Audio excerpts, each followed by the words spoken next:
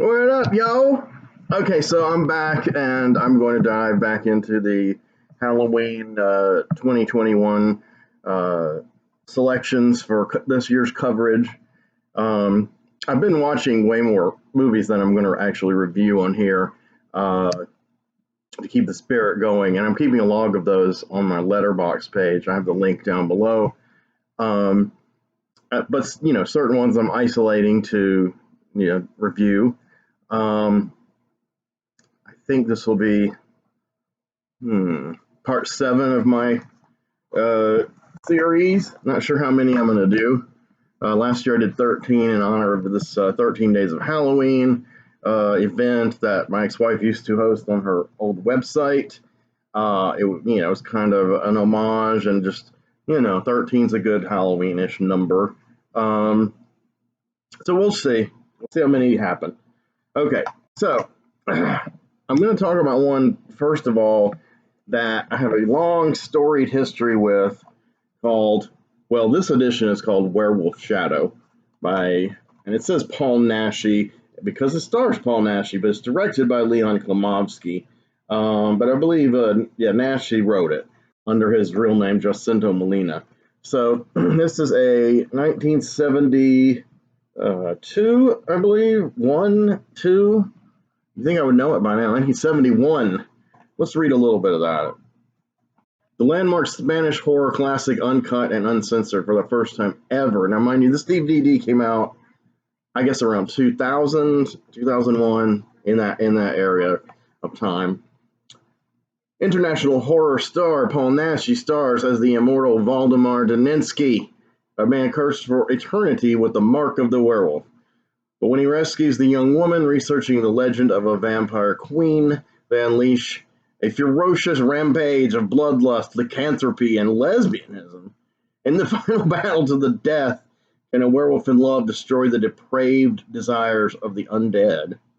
Also known as The Werewolf versus Vampire Woman, we'll get to that title, Blood Moon, which I've never seen a print under that name, and Night of the Walpurgis, which is a direct translation of the actual name of the film. We'll get to that in a sec. It'll also be on the title of the video, so you may already know it. This 1971 classic is now recognized as a milestone film in Spanish horror history. Werewolf Shadow has been painstakingly restored from original vault elements and is now presented completely uncut and uncensored for the first time ever in America, including full restoration of its long-rumored scenes of sex and violence. So, I saw it uncut under the name Werewolf vs. Vampire Woman, and I am pretty sure I got my copy from an outfit called Moore Video, Moore, run by Michael D. Moore, not Michael Moore, the bowling for Columbine, Fahrenheit, whatever guy. I'm very familiar with him, but this is a different Michael Moore, one who didn't achieve as much fame.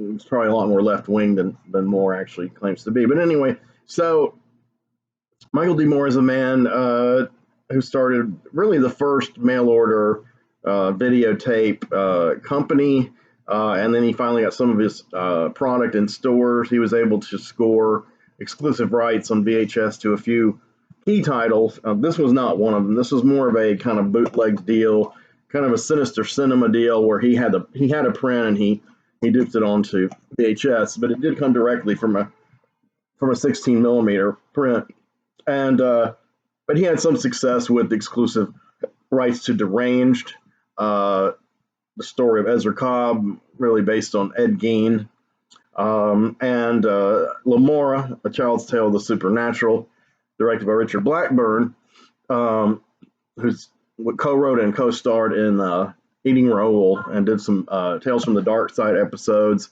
for Romero. Also, before all that, was a big key factor in the West Coast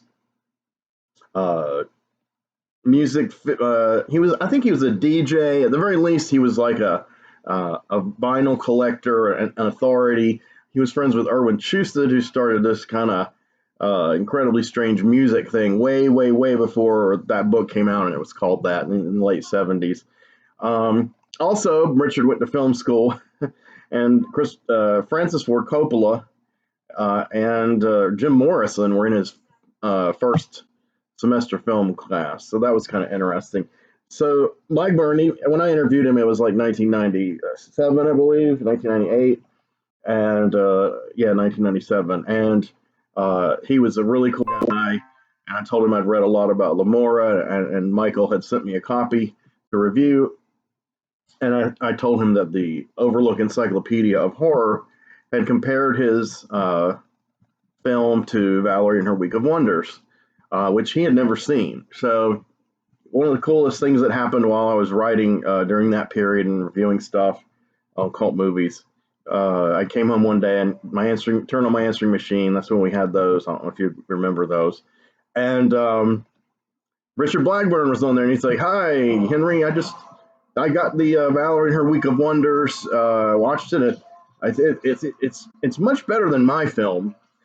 I was like, okay. And then he was like, "And thanks for the Kimba episodes. I taped him some Kimba episodes for his kids." So anyway, so let's flash forward. Well, let's say in that era for a minute. So Michael gave me this copy. He had ran off of a actual print. I'd been to Michael's house. We filmed a music video together for the esteemed Mark Baranowski, aka the Marksman, huge horror fan and legendary independent filmmaker slash musician. So we recorded his first music video there. Me and Michael produced it and worked on setting it up, and we got along really great. We were both cancers. I think our birthday's like a day apart, and we just had a similar. He was like an older version of me, born 20 years earlier. So kind of, engaging, but a little crazy. So he showed us this giant shed he had, and we went into the holy shed, and there were his prints, original 16 millimeter and 35 millimeter prints of films that he would run off onto video that he'd been collecting, and it was really he had a little bit of everything. But yeah, I was staggering into the shed, and I accidentally tripped a little, and he's like, "Look out, Henry! That's my 35 millimeter print of Deep Throat." And I was like, "Okay, man." So yeah, I had not seen Deep Throat at that time. I have seen it since. Actually, the first time I saw it, he made me a copy, but it was the censored R version, which is still graphic in places. I have no idea how it could have been shown theatrically as an R, but it would suffice to say, things were a lot looser in the 70s. And that movie made so much money that they decided, let's go ahead and try to cross it over. And it has enough non Triple X material to stand on its own, though it's a bit silly. But Damiano did a better movie later that year called The Devil and Miss Jones, which I regard as the classic of the golden age of porn, and I wish it would come out on Blu-ray. So anyway, from this magic shed, Michael had retrieved some items, and one of them he had duped for me was Werewolf Shadow, under the name Werewolf versus Vampire Woman. And I took it home, watched it. It was widescreen. I'm pretty sure it was uncut like this one. But again, this was a knockoff that he had acquired a print of. It wasn't an official, release. So I decided to review it for Shock Cinema, which I was doing Film Flotsam reviews at the time, and there in that section of readers' reviews. So yeah, I loved it. Probably my review was terrible. One day I'll unearth all those reviews because I have some friends on my Facebook film group who want me to publish some of them there, or at least make scans of the magazines and stuff. So that was kind of cool because I didn't really know how big that movie was as far as the cult audiences, or would get, or how much the Nashi phenomenon was already growing by 1997, 98. And I knew about him. I'd read quite a bit about him, but I'm pretty certain I'd never seen one of the Waldemar Daninsky werewolf movies. So I was fascinated with this character for his look. His makeup is incredible, and he is a humanoid, like a bipedal, human-like werewolf, like Don Chaney's Wolfman was. So he does wear clothes, and he does have, but he has his claws and his feet with claws exposed, and of course his face. I think his makeup is, I don't know if you can really make much out here, but I think he's incredible looking. The transformation scenes, it was the days of those lap dissolves, but man, it still looked cool. It did remind me a lot of the Universal Wolfman movies, but kind of taken to the next step, like the next generation, because it literally was the next generation. And so it had a lot of sex and violence. I mean, the werewolf, he wasn't messing around. When he killed people, he didn't just knock them down and growl and then, they're dead and they called it a killing spree. I mean, he pretty much, they pretty much show him ripping their faces off. I mean, it's not extremely realistic looking, but it's pretty bloody. And Nashi was a charismatic leading man, in my opinion, and he was kind of an overall jack of all trades in movies with acting, directing, producing, writing, etc., working on a lot of his own makeup and effects and costuming. So this Daninsky story is a continuation of some previous movies with the character, Fury of the Wolfman, and then there's another one. I think there was a second one. This is maybe the second or third one, maybe the third. Correct me if I'm wrong. I'm probably wrong. But early in the cycle, and he had been killed in the previous cycle. It was very reminiscent of the movie, one of the early Wolfman movies, where the Wolfman was killed, and then in the next episode they literally bring him back to life, but he's in England, and he's hanging out with Frankenstein monster. So I think that's House of Dracula, I believe, but I could be wrong. It was one I saw as a kid. It came after the Frankenstein versus the Wolfman, which I first kind of crossover movie I ever saw as a kid. I loved it because it reminded me of the crossovers in the comics. Now, in the comics, the Marvel comics of that time, when I was a kid, featured these kind of characters. Dracula had his own book. Frankenstein monster had his own book. There was a living mummy, and there was a werewolf by night. And werewolf by night, of course, is not Larry Talbot from Lon Chaney films, nor is he Voldemort Daninsky. But he is a similar looking kind of werewolf, except he kept his shirt off all the time. I'm assuming the other two didn't because they wanted to just not take all the time to put all the fur effects all over the guy's torso. I really think it was something like that, a money saving thing. But in comics, you can draw whatever. His character's name was Jack Russell. So I liked the werewolf. So I liked werewolves because of that comic book, and I got my mom to buy me Brand of the Werewolf by Lester Dent, a Doc Savage novel. Around that time, I still could not read at the time. I was still too young to read, but I was already trying to collect stuff. And the werewolf on the cover of that book, and as he's drawn in the Marvel adaptation, did resemble the Jack Russell Werewolf by Night.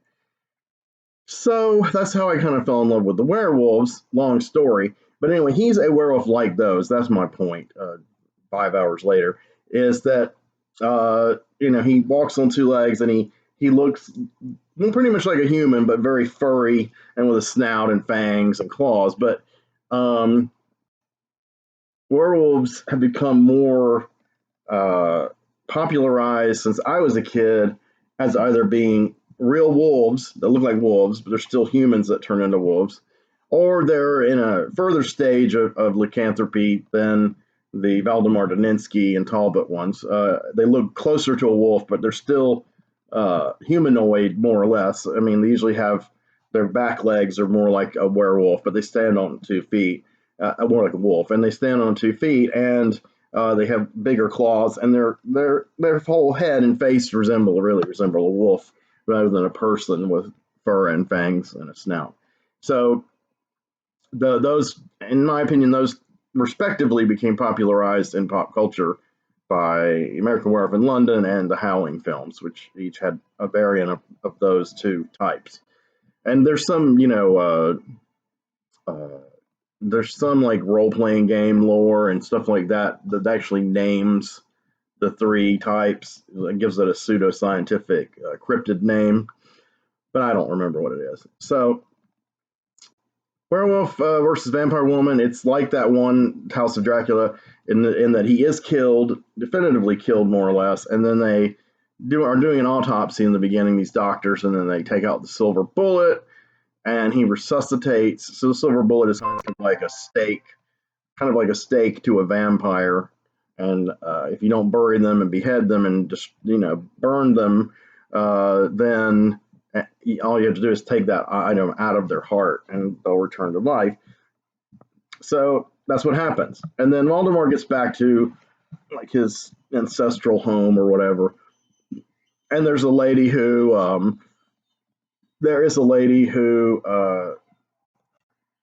comes upon them. I think she's like a journalist, and she meets up with him. And of course, at first, she doesn't know he's a werewolf. She falls in love with him, and then that's one of the tenets of the Daninsky werewolves, is that only someone who loves the person can kill them. Because this gypsy girl that Larry Talbot loved killed him in one of the installments in the Universals.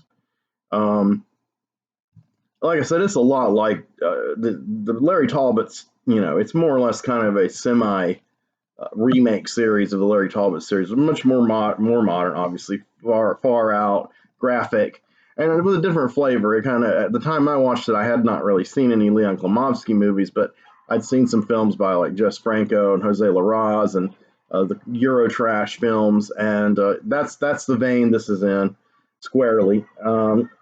It doesn't have an American flavor. It is dubbed into English for export. I'm pretty sure this print only has the English track. The other tracks, like the Spanish track, is probably lost forever. But this later came out on, I think this came out on Blu-ray as Werewolf versus Vampire. Maybe I'm wrong. It came out as La Noche de Walpurgis. La Noche de Walpurgis is the actual name of the film, the Night of Walpurgis, which I tend to refer to the movie as generally. I'm just kind of using these other names because that was what was more common back then when I did those reviews and when this DVD came out. So, yeah, and they meet up with a character that recurs in some of the Daninsky films, Countess Wandessa Donatici, and she's an incredible looking character, very imposing, incredible headdress and cloak and makeup. And she was played by Patty Shepard, who was born not terribly far from where I'm sitting right now, across the border in South Carolina. And, she went into acting and modeling and ended up in Spain. She died rather young, though, only several years after this film. But she was in a handful of kind of, great European cult films, including this one. Her sister was Judith Chapman, who for years was a soap opera actress on and off. She was on As the World Turns, General Hospital, and Bold and the Beautiful, and I don't know what she's up to now, but I grew up seeing her face a lot. So it was interesting when I saw this movie, and then I read up on them. I can't remember Chapman or Shepard. One of them is the family original name. But anyway, so she doesn't really talk, and she's has a very powerful presence. I don't think she talks, but she's got these servants, and she tries to vampirize the woman who falls in love with Paul Nash's character, Daninsky. And Daninsky and her square off, and they have this big battle, and it's pretty vicious. And the werewolf is not afraid to hit a lady like a lot of characters were back in those days.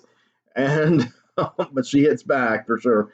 And it's a bloodbath, but Voldemort, I think, kind of wins more or less. But Donatici returns in another movie played by a different actress, and of course, Daninsky reappears in numerous movies. Most set subsequent to this, but some like prequels to The Fury of the Wolfman, set in earlier times, because he's been around a few hundred years apparently as a werewolf. Beast and the Magic Sword, for instance, that's one like that. But anyway, I love the flavor of this movie, and I think it does have all these elements kind of mashed together that I've talked about, and it is an archetypal werewolf movie. And it stands out not just because of the character, because he's in a bunch of movies, but to me it stands out because it does have the vampire opponent, and it does have, it's kind of like an text of the movies going forward. And Donatici, that's the vampire. Nashi as Daninsky. Daninsky's like this tormented soul, like Larry Talbot was, and he's trying to find a cure. He's very earnest. The voice they chose for his dubbing in this was pretty appropriate. The movie's also heavy on early 70s kind of kitsch camp with like the designs, the clothes, and especially the music. The music is really cool. I forgot who had scored it. What use am I here? Jeez. So I gotta say, I really still treasure this one. So that's out of the way. Um, let's talk about another I've loved for many years. This is a kind of battered DVD edition that I was left with after I sold my nicer one. And this is Castle of Blood by Antonio Margheriti, starring starring Margaret Steele. Just kidding. Starring Barbara Steele, the great Barbara Steele. And this movie is also from this. No, it's not from the 70s. It's from the swinging 60s. My bad. 1964, and it's black and white. And this, had an Italian director, international cast, and the print used for this film was the French print.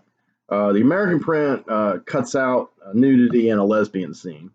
So, which there was one in the Werewolf Shadow film as well. There's one in almost all these kind of movies, it seemed like. So this one has a really cool story and a great mood. I have the American cut on a Blu-ray. It's a authorized Blu-ray by Severin that has Nightmare Castle as the top liner, and then also includes that print of Castle of Blood along with Five Tombs for a Medium or Terror Creatures from the Grave. All Barbara Steele classics from the Gothic horror period. This is probably my favorite Gothic horror film ever. He has a flair with this stuff, and he didn't make many, Margheriti, but he also made Long Hair of Death with Barbara Steele, which I have on Blu-ray. It's a beautiful movie, great atmosphere. This was a very different Margheriti stylistically than the one who later did a lot of action films, and especially the mighty classic Cannibal Apocalypse, which I may re-review this year. I haven't decided. I reviewed it last Halloween. It's one of my top 10 favorite movies ever. So that one and this one are great bookends for Margheriti, I have to say. Two very different styles, but kind of epics in their own right. Castle of Blood takes place in the 19th century. The original name of this one, by the way, was Danza Macabre or Danse Macabre. And that's a cooler title, and that's directly from Edgar Allan Poe, and we'll get to him in a second. But this one has been popularized as Castle of Blood. So, it starts out in this little inn or tavern, and this journalist, Alan Foster, who's come from America, is in England to interview Edgar Allan Poe. Of course, Poe didn't know. I mean, they didn't have international calling back then or anything. So he just kind of stumbles upon him in a tavern, and he's really a big fan, very earnest. Georges Riviere plays this role. I love the voice of the guy who voices him in English. He sounds really cool. He sounds very earnest, very just above average for the dubbing of this period. And all Italian movies were dubbed back then, by the way. That's a fact, and a lot of people don't know that when they start kind of knocking the dubbing, because they don't realize that was the whole industry because of the international casts.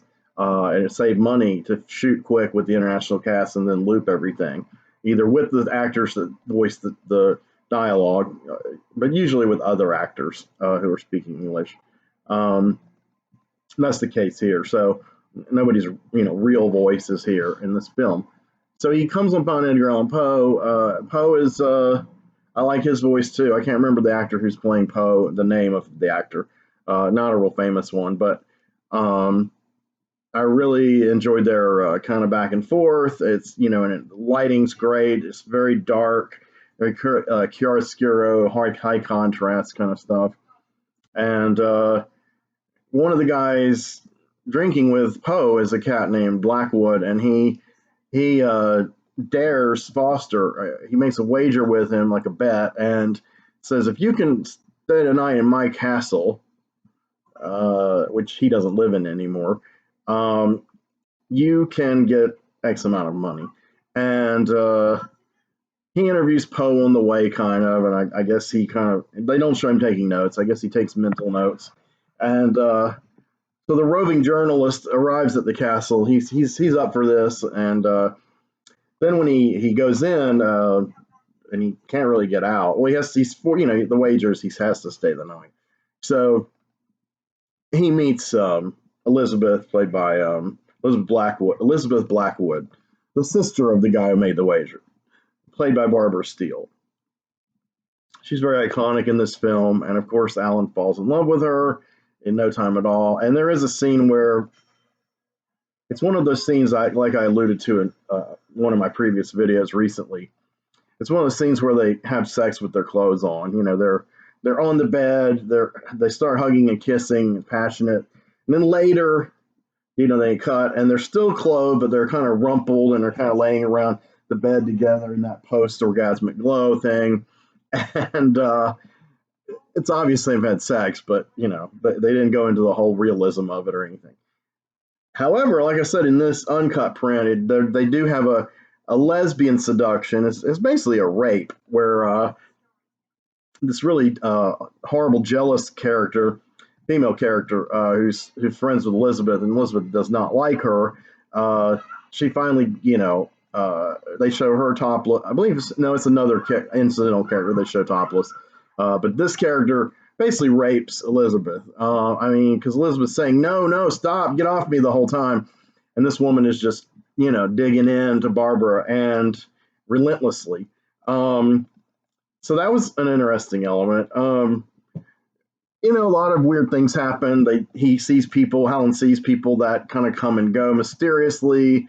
And eventually you learn what they've, been kind of hinting, not so subtly at, since he arrived at the castle and found Elizabeth, is that they are all dead. All these people, including Elizabeth, that he encounters, he's the only living being in the castle, and he's not the first person that's taken this wager. He's determined to be the first one that makes it out. So you have to imagine that some of these characters they show are also people who took these bets, and now they're dead and haunting this castle. But they seem to have a physical being. I mentioned the lovemaking scene, not just because of what it was, but because she's solid enough for him to have sex with her. But then he says, "Oh my God, I can't hear your heartbeat," and she's like, "I have no heartbeat. My heart doesn't beat. I'm dead, Alan, dead." And so then the cat's out of the bag, and then he loses her, and she encounters that woman, and he encounters this cat named Cardos, I think. Cardos. He's a doctor. He's like this eccentric scientist from that period. And he's got all the little tubes and vials and stuff with the liquid coursing through them. And he says that he's, formed this theory about life and death, and that your body dies or whatever, but he doesn't say your soul lives on. He's like, the senses still live. And he demonstrates this by cutting a reptile in half, and the reptile's still squiggling around in both halves. And, that's probably his reflex. It wasn't a real reptile, folks. Don't get upset with me. But he swears that the senses, and I don't know how he defines the senses exactly. It's kind of pseudoscience. Well, it is pseudoscience. But in his mind, it's quasi-science. And he just explains how these people have all come there and suffered violent deaths. And I think violent death is really the biggest trigger. I'm not sure they say that in the film, but that's kind of what I'm getting from the depictions. So they're destined to still be there, but it's basically like they're undead. They have bodies, so that's their senses part. Do they have souls? I'm not sure. I don't know. Elizabeth seems very human. Her body doesn't. She's like an undead. She doesn't need to eat. She doesn't breathe. Her heart doesn't beat. But really, people can have their way with her, I guess. So eventually, Alan tries to get out with her, and by this time, some crazy dead beings are coming after them, including this big muscle-bound cat who keeps bothering them. And you know, he and her escape, but she can't go with him, so she kind of disappears, fades away, and he is found the next morning by Poe and his friend Blackwood, kind of impaled on the fence of the castle outside. So his body's there, but you know he's going to end up in there. Actually, you do hear a voiceover of them talking to each other, Elizabeth and Alan. So they're now together in death. So this one has that kind of romantic feeling. It's not directly adapted from an Edgar Allan Poe story, but it's inspired by kind of a general, some general ideas and mood of his stories. But it doesn't really, play like his stories. But he is a character. So a couple of notes about this movie before I pass away. I don't mean die before I wrap up this video. Margheriti himself remade this film in 1971 or two, I believe, in color as Web of the Spider. Don't know the significance of why he changed the name. But in that one, Anthony Franciosa plays Alan. And he did some great work back then, like especially he was on TV a lot, but especially I like him in Across 110th Street by Barry Shear. And so he is Alan. Michelle Mercier plays Elizabeth, and of course she doesn't have a look like Barbara. She's beautiful in her own right. And Klaus Kinski plays Edgar Allan Poe in the beginning, and that's kind of worth seeing the movie for. It's a much different look, not only as a color, but it is obviously budget restrained. The lighting isn't as incredible, but it is pretty entertaining. I have it on Blu-ray. I got it when it came out because I had never owned it. I had seen it, and I really wanted to have a copy, maybe just for completism's sake, because I love Castle of Blood so much. And it's pretty good. It's fine. I think it was streamed for free on Amazon Prime not too long ago. I doubt it's still on there. They purged like a lot of the really good titles, or made started making people pay for them. What's up with that? So, Web of the Spider is fine. It's a fun film. It's just Castle of Blood is just kind of next level. So, the other incidental thing about Poe I was going to mention is, I've been a fan of his work since I was like maybe junior high school, and I've recently met this young lady named Aliana Poe, who is a young writer. She's already had 3 novels published, and I think she's not even quite 21 yet. And we have started corresponding some, and she is really a trip, and really, really lively and an eccentric person. And she is a collateral descendant, blood relation of Edgar Allan Poe. But anyway, check her out on Amazon if you get a chance. Alyanna, Aliana Poe, and she's done 3 books. Like one's called Eat, and I can't remember the other two. But I've read a little selection online, and it's good stuff. I mean, she's very precocious, and she's a fun lady, and I consider her a friend. So I wanted to plug her. This was really the only chance I would get by this coincidental kind of nature of their relation. So anyway, I'm going to be back soon with another exciting installment, and we'll talk about a couple of more movies that I have viewed during this Halloween season. So thank you, and take care.